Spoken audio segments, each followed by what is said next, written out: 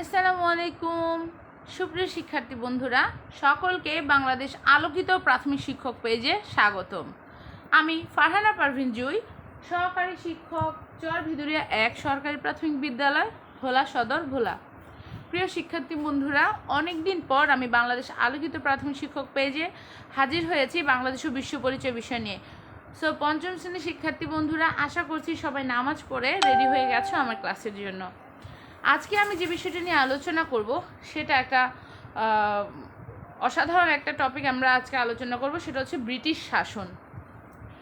British শাসনে আজকে আমরা যেই বিষয়টি নিয়ে মূলত আলোচনা করব সেটা হচ্ছে পলাশী যুদ্ধ। 1757 সালে এই পলাশী যুদ্ধ সংগঠিত হয়েছিল। প্রিয় শিক্ষার্থী বন্ধুরা, তোমরা অনেকেই হয়তো এই যুদ্ধ সম্পর্কে জানো না বা অনেকে গল্প শুনেছ।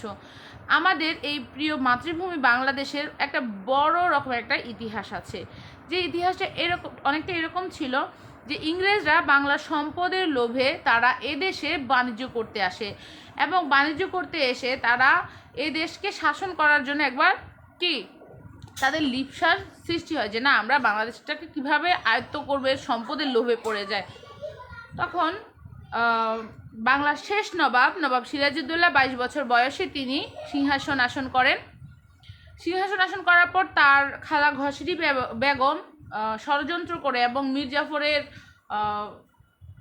ষড়যন্ত্রের কারণে নবাব সিরাজউদ্দৌলা পরাজিত হন, এবং এর মধ্য দিয়ে শুরু হয় ইংরেজ শাসন। প্রায় 200 বছর ধরে ইংরেজরা শাসন করেছেন। প্রিয় শিক্ষার্থী বন্ধুরা, আজকে আমরা সেই ব্রিটিশ শাসনের পলাশী যুদ্ধটা সম্পর্কে জানবো। তোমরা ঝটপট করে তোমাদের বাংলাদেশ ও বিশ্ব পরিচয় বইয়ের দ্বিতীয় অধ্যায় 14 নম্বর পৃষ্ঠাটি খোলো। দ্বিতীয় অধ্যায়ে 14 নম্বর পৃষ্ঠাটি খোলো। আয়সা সিদ্দিকা এসে পড়েছে আমার ক্লাসে। ওয়ালাইকুম আসসালাম। 1757 সালের পলাশী যুদ্ধ আমরা জানবো। আমি তোমাদেরকে আগেই বলে দিচ্ছি, প্রিয় শিক্ষার্থী বন্ধুরা যারা আছো তারা, আমরা যে টপিকটা নিয়ে আলোচনা করব আজকে, আমরা এই পলাশী যুদ্ধ নিয়ে আলোচনা করব। আর এই পলাশী যুদ্ধ থেকে আমরা কি করব বলো তো? শূন্যস্থান পূরণ এবং সংক্ষিপ্ত প্রশ্নের উত্তর দেওয়ার চেষ্টা করব। দুঃখিত প্রিয় শিক্ষার্থী বন্ধুরা, আমাদের এখানে বিদ্যুৎ চলে গেছে। আমি কি একটা লাইট পেতে পারি? আমার সাথে সাথে তোমরা অপেক্ষা করতে হবে। একদম অন্ধকারাচ্ছন্ন একটা জীবন চলে আসলো, হঠাৎ করে ইলেকট্রিসিটি চলে গেছে, তারপরও আমি তোমাদের সাথে সংযুক্ত আছি। আমি তোমাদেরকে বলতে থাকি যে 1757 সালে কিভাবে যুদ্ধটি হয়েছিল। বাংলার শেষ নবাব সিরাজউদ্দৌলা যখন সিংহাসন আরোহণ করেন, তার খালা ঘসেরি বেগম সে বিভিন্ন রকমভাবে ষড়যন্ত্র সৃষ্টি করতে থাকে। প্রিয় শিক্ষার্থী বন্ধুরা, এতক্ষণে আমার চার্জার লাইট চলে এসেছে। হ্যাঁ, তোমরা নিশ্চয়ই স্ক্রিনে দেখতে পাচ্ছ। দেখো, মোগল আমলে পর্তুগিজ, ডাচ, ইংরেজ, ফরাসি বিভিন্ন ইউরোপীয় বণিক গোষ্ঠী ব্যবসা করতে ভারতীয় উপমহাদেশে আসে। ব্যবসায়িক প্রতিযোগিতায় শেষ পর্যন্ত ইংরেজরা টিকে থাকে। দেখো, বাংলাদেশে কিন্তু মোগল আমল থেকেই বিভিন্ন বণিক গোষ্ঠী, ইউরোপীয় বণিক গোষ্ঠী ব্যবসা করতে আসে। তাদের মধ্যে ছিল পর্তুগিজ, ডাচ, ইংরেজ এবং ফরাসি। কিন্তু শেষ পর্যন্ত ব্যবসায়িক যে প্রতিযোগিতা ছিল, সেই প্রতিযোগিতায় ইংরেজরা টিকে ছিল। ভারত এবং ব্রিটেনের মধ্যে বাণিজ্য পরিচালনার জন্য 1600 সালে তারা ব্রিটিশ ইস্ট ইন্ডিয়া কোম্পানি প্রতিষ্ঠা করেন। এরকম একটা প্রশ্ন আসে যে ব্রিটিশরা কি কোম্পানি গঠন করেছিলেন বা কি কোম্পানি প্রতিষ্ঠা করেছিলেন। সেই কোম্পানির নাম হচ্ছে ইস্ট ইন্ডিয়া কোম্পানি, এবং কত সালে এটা হয়েছিল? 1600 সালে এটা প্রতিষ্ঠিত হয়েছিল। বাংলার সম্পদের জন্য এই অঞ্চলের প্রতি ইংরেজদের আগ্রহ ছিল। হ্যাঁ, এটা একটা খুব গুরুত্বপূর্ণ একটা লাইন। এটি পেন্সিল দিয়ে তোমরা এভাবে আন্ডারলাইন করে নাও। সেটা হচ্ছে বাংলার সম্পদের জন্য বাংলাদেশ সম্পদ ছিল, বাংলাদেশ কি সম্পদে পরিপূর্ণ ছিল, এবং এই সম্পদের লোভে পড়ে, অর্থাৎ সম্পদের জন্যই এই অঞ্চলের প্রতি ইংরেজদের একটা আগ্রহ ছিল। বাংলার শেষ স্বাধীন নবাব ছিলেন সিরাজউদ্দৌলা। বাংলার শেষ স্বাধীন নবাবের নাম কি বলো তো? হ্যাঁ, সিরাজউদ্দৌলা।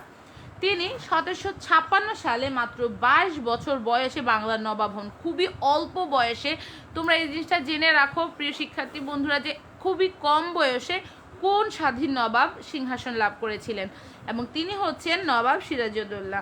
তরুণ নবাবের সাথে তার পরিবারের কিছু সদস্যের, বিশেষ করে খালা ঘসেরি বেগমের সম্পর্ক খুব খারাপ ছিল। কারণ খালা ঘসেরি বেগম চেয়েছিল তার ছেলে যেন কি হয় বলো তো? হ্যাঁ, তার ছেলে যেন অবশ্যই সিংহাসন লাভ করে। হ্যাঁ শামসুন্নাহার ম্যাম, আমি রোল কল এখনও করিনি, ক্লাসের শেষে আমি রোল কল করবো কোন কোন আমার স্টুডেন্টগুলো এসেছে। আর অফকোর্স অলওয়েজ গুড স্টুডেন্টদেরকে স্বাগত জানাই। তারপর দেখো, এছাড়া রায় দুর্লভ এবং জগৎ শেঠের মতো বণিকদের বিরোধিতা ও ষড়যন্ত্রের শিকার হন তিনি। এই যে দুজন বণিক, রায় দুর্লভ এবং জগৎ শেঠ, এরা ছিলেন বণিক এবং তাদের ষড়যন্ত্রের শিকার হয়েছিলেন নবাব সিরাজউদ্দৌলা। এই বণিকরা অবশেষে 1757 সালে 23 জুন পলাশী যুদ্ধে নবাবের বিরুদ্ধে ইংরেজদের পক্ষে যোগ দেন। সৈন্যবাহিনীর প্রধান মীর জাফরের বিশ্বাসঘাতকতার কারণে নবাব পরাজিত হন। পরে নবাবকে হত্যা করা হয়। এই ঘটনার মধ্য দিয়ে বাংলায় 1757 থেকে 1947 সাল পর্যন্ত প্রায় 200 বছর ইংরেজ শাসন প্রতিষ্ঠা হয়। প্রিয় শিক্ষার্থী বন্ধুরা, পরবর্তী সময়ে আমরা যখন ব্রিটিশ শাসনের আরও কিছু অংশগুলো যে পার্টগুলো আছে সেগুলো সম্পর্কে যখন আমরা জানবো, তোমরা জানতে পারবে কিভাবে বাংলায় এই ইংরেজরা শাসন করেছিল, কিভাবে সিপাহী বিদ্রোহ হয়েছিল, কিভাবে ক্ষুদিরামের মতো বা সূর্য সেনের মতো বীর ছেলেরা তাদের প্রাণ দিয়েছিল তাদের দেশের জন্য, এবং শেষ পর্যায়ে একদম শেষমেশ সময়ে কিভাবে এই ভারতীয় উপমহাদেশ স্বাধীন হয়েছিল। এই ভারতীয় উপমহাদেশ স্বাধীন হওয়াতে তারপরে কি হয়েছিল জানো তো, দুটি দেশের ভাগ হয়েছিল। তার মধ্যে ছিল একটি ভারত এবং একটি পাকিস্তান। আবার এই পাকিস্তান দুটি ভাগে বিভক্ত ছিল, পূর্ব পাকিস্তান এবং পশ্চিম পাকিস্তান। আমি তোমাদেরকে ধারণাটি দিয়ে রাখলাম কারণ এই সম্পর্কে আমরা পরবর্তী সময়ে আলোচনা করব।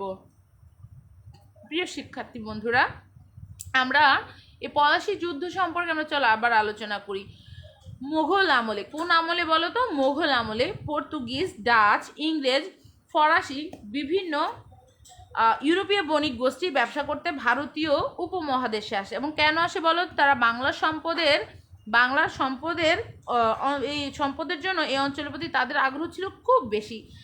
এবং শেষ পর্যন্ত ব্যবসায়িক যে প্রতিযোগিতা ছিল, সেই ব্যবসায়িক প্রতিযোগিতায় শুধুমাত্র টিকে ছিল ইংরেজরা।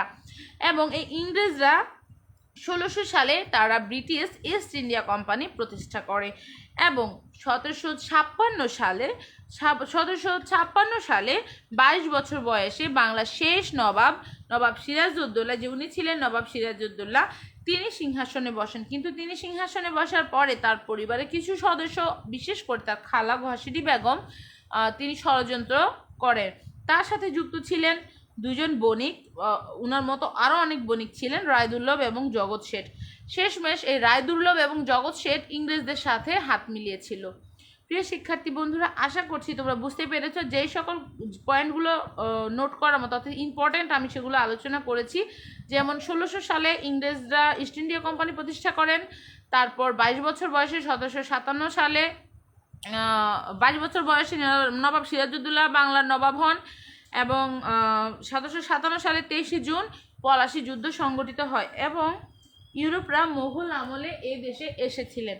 চলো এবার আমরা কিছু শূন্যস্থান পূরণের চেষ্টা করি। আমি তোমাদেরকে সবসময় বলেছি, এটা বলি সবসময়, তোমরা যদি অনলাইন ক্লাস নাও করো, বাসায় যদি মা বাবার কাছেও পড়ে থাকো, সেক্ষেত্রে যে কাজটি করবে সেটা হচ্ছে অবশ্যই তোমরা যেই পাঠ্যাংশ আছে সেখান থেকে নিজেরা শূন্যস্থান বের করবে, নিজেরাই ছোট ছোট প্রশ্ন তৈরি করবে। যেমন একটা প্রশ্ন হতে পারে,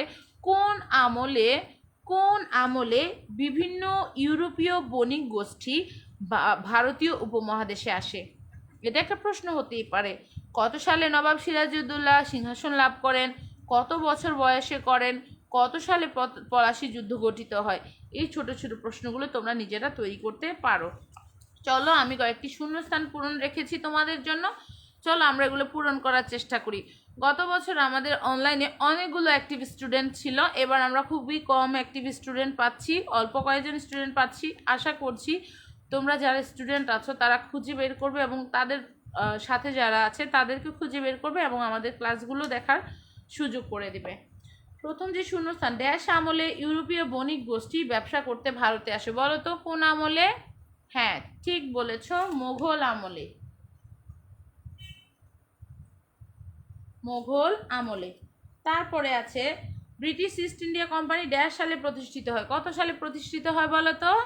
হ্যাঁ 1600 সালে প্রতিষ্ঠিত হয়। বাংলার দশের জন্য ইংরেজদের আগ্রহ ছিল কিসের জন্য? বাংলার মানুষদের জন্য না বাংলার প্রকৃতির জন্য? না, বাংলার সম্পদের জন্য।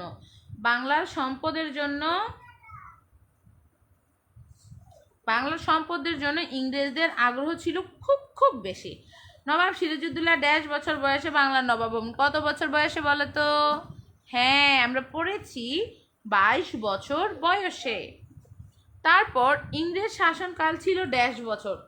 ইংরেজ শাসনকাল কত বছর ছিল বলো তো? 1757 থেকে 1947 সাল পর্যন্ত ছিল। তাহলে কত বছর হলো? হ্যাঁ, 200 বছর, অর্থাৎ 200 বছর। 1757 সালে ড্যাশ জুন পলাশী যুদ্ধ সংগঠিত হয়। কত জুন সংগঠিত হয় বলো তো?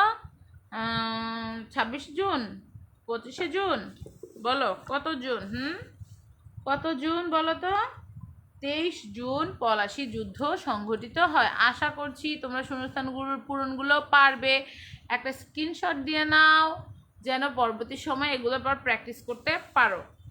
এবার আমরা যে কাজটি করব, দেখো এখানে কিছু প্রশ্ন আছে, আমরা এই প্রশ্নগুলোর উত্তর দেওয়ার চেষ্টা করব, এগুলো এখান থেকে বের করার চেষ্টা করব। হ্যাঁ, প্রথম যে প্রশ্নটি আছে সেটি হচ্ছে ইংরেজরা কেন ভারতে এসেছিল?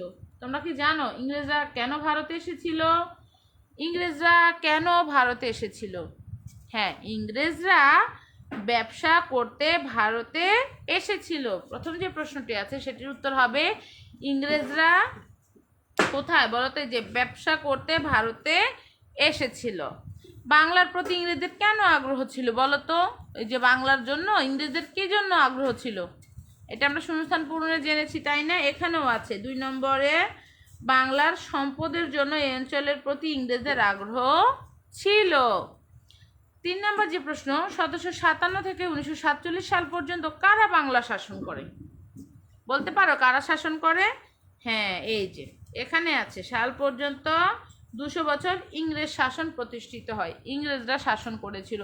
তোমরা পরবর্তী পর্যায়ে যে আলোচনাগুলো আমরা করব তখন দেখবে ইংরেজরা আমাদের প্রতি কত জুলুম করেছিল। নবাবের বিরুদ্ধে কারা ষড়যন্ত্র করে বলো তো? বুঝতে পেরেছো নবাবের বিরুদ্ধে কারা ষড়যন্ত্র করেছিল? হ্যাঁ, নবাবের বিরুদ্ধে নবাবের কিছু পরিবারের সদস্য এবং রায় দুর্লভ জগৎ শেঠের মতো বণিকরা ষড়যন্ত্র করেছিল। তারপর যে প্রশ্নটি আছে, নবাব কেন যুদ্ধে পরাজিত হয়েছিলেন?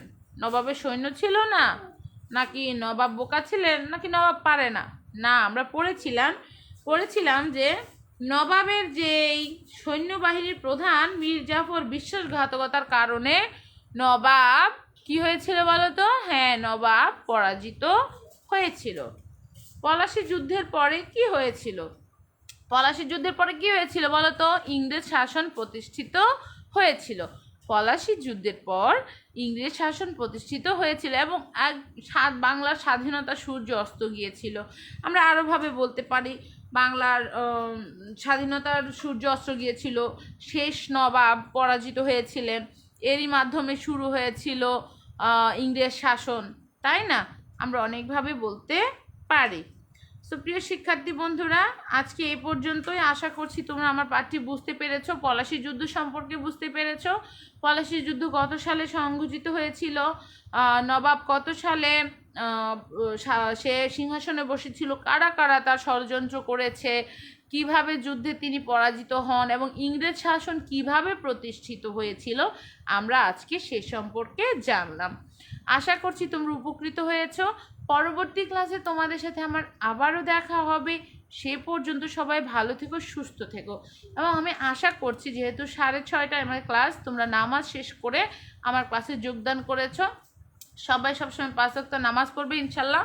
পরবর্তী সময়ে আবার দেখা হবে, কারণ নামাজ হলো বেহেশতের চাবি, এটা আমি আরও বলেছি। আল্লাহ হাফেজ।